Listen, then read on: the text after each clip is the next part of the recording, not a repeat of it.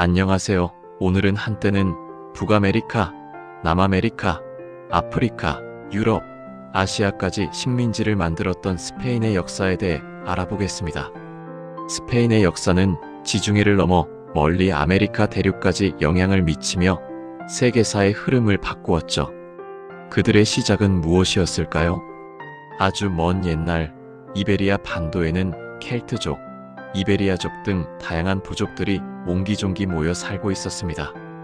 기원전 9세기경에는 페니키아인들이 이베리아 반도 남부에 정착하여 활발한 무역 활동을 위한 거점을 건설하기 시작했고, 이후에는 카르타고가 이 지역을 지배하며 점차 세력을 확장해 나갔습니다.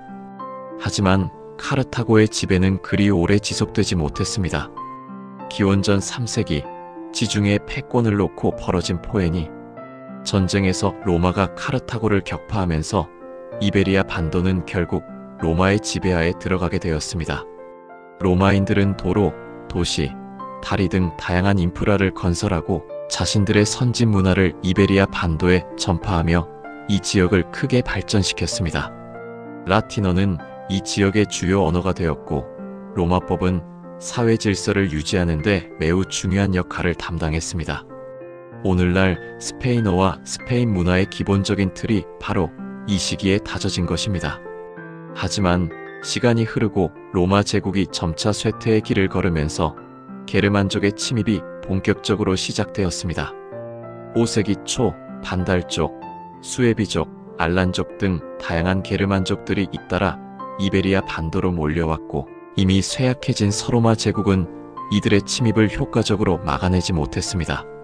결국 서고트족이 이베리아 반도에 정착하여 자신들의 왕국을 건설하면서 길고 길었던 로마의 지배는 역사 속으로 사라지게 되었습니다. 그러나 8세기 초 새로운 강력한 세력이 이베리아 반도를 위협하기 시작했습니다. 북아프리카를 거점으로 급속도로 세력을 확장하던 우마이야 왕조가 711년 마침내 이베리아 반도를 침공하기에 이른 것입니다. 이슬람 군대는 놀라운 속도로 이베리아 반도의 대부분을 점령했고, 서고트 왕국은 속수무책으로 멸망했습니다. 이슬람 세력은 코르도바를 중심으로 찬란하게 번성한 문화를 꽃피웠고, 과학, 의학, 철학 등 다양한 분야에서 괄목할 만한 발전을 이루었습니다. 한편 서아시아에서는 우마이야 왕조가 아바스 왕조에 의해 멸망하면서 살아남은 우마이야 왕족이 이베리아 반도에 후우마이야 왕조를 새롭게 개창했습니다. 후우마이야 왕조는 이베리아 반도에서 독립적인 세력을 유지하며 비교적 번성했지만, 내부 분열과 끊임없는 기독교 세력의 저항으로 인해 점차 쇠퇴의 길을 걷게 되었습니다.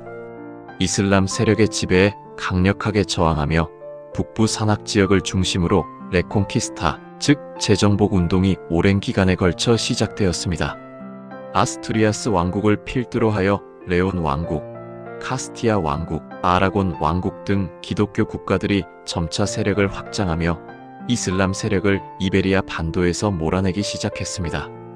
수세기에 걸친 기나긴 투쟁 끝에 1492년 카스티아 여왕 이사벨 1세와 아라곤 왕 페르난도 2세는 마침내 그라나다를 함락시키며 기나긴 레콩키스타를 완수했습니다. 이로써 이베리아 반도에서 이슬람 세력은 완전히 축출되었습니다. 바로 그해 이사벨 여왕은 크리스토퍼 콜럼버스의 아메리카 대륙 탐험을 전폭적으로 지원했습니다. 콜럼버스는 새로운 항로를 개척하며 아메리카 대륙에 도달했고, 이는 유럽 역사의 흐름을 완전히 뒤바꿔 놓는 결정적인 사건이었습니다. 스페인 정복자들은 아메리카 대륙으로 건너가 아즈텍 제국과 잉카 제국을 차례로 정복했습니다. 그들은 잔혹한 학살과 약탈을 통해 엄청난 양의 금과 은을 유럽으로 가져왔고, 이는 스페인을 단숨에 유럽 최강 대국으로 만드는 데 결정적인 역할을 했습니다. 16세기 스페인은 아메리카 대륙의 광대한 식민지를 통해 얻은 막대한 부를 바탕으로 후대에는 해가 지지 않는 나라라 불리며 역사상 가장 빛나는 전성기를 누렸습니다. 스페인 제국은 유럽, 아메리카, 아시아에 걸쳐 광대한 영토를 지배했고, 막강한 군사력을 바탕으로 유럽의 해상을 장악했습니다.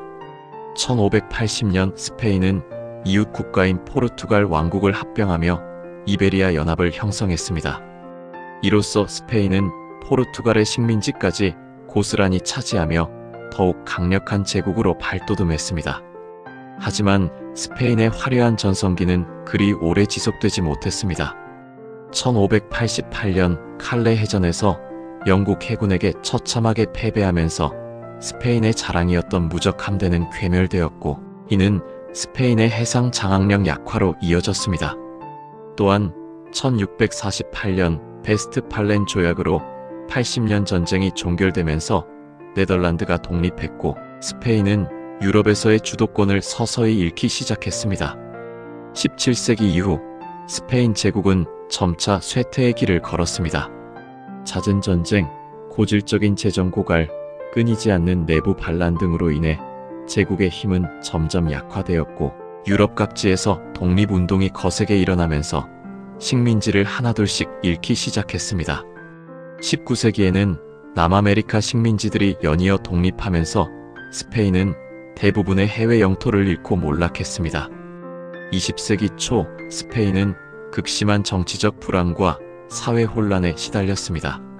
1936년에는 스페인 내전이 발발하여 수많은 인명피해와 엄청난 파괴를 초래했습니다. 내전에서 승리한 프란시스코 프랑코는 독재 정권을 수립하고 무려 36년간 스페인을 철권 통치했습니다. 프랑코 사후 스페인은 기나긴 민주화 과정을 거쳐 입헌군주국으로 전환되었습니다. 현재 스페인은 유럽연합의 회원국으로서 경제, 사회, 문화 등 다양한 분야에서 꾸준한 발전을 이루고 있습니다. 스페인은 아름다운 자연, 풍부한 문화유산, 그리고 열정적인 사람들로 가득한 매우 매력적인 나라입니다. 스페인의 역사는 과거의 영광과 숱한 시련을 극복하며 현재의 스페인을 만들어낸 소중한 자산입니다. 오늘 이야기는 여기까지입니다. 시청해주셔서 감사합니다.